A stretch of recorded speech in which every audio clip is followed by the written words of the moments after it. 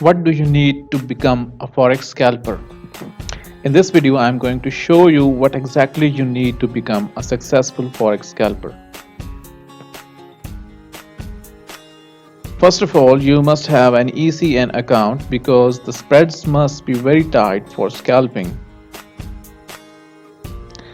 Secondly, you must be sure that your broker offers instant execution of orders because delay in orders or slippage may eat a big pie of your profit.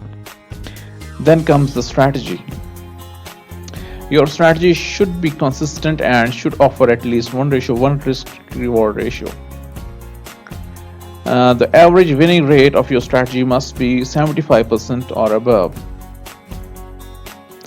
Thank you for watching the video. If you have any comments or feedback, then you can leave in the comment section.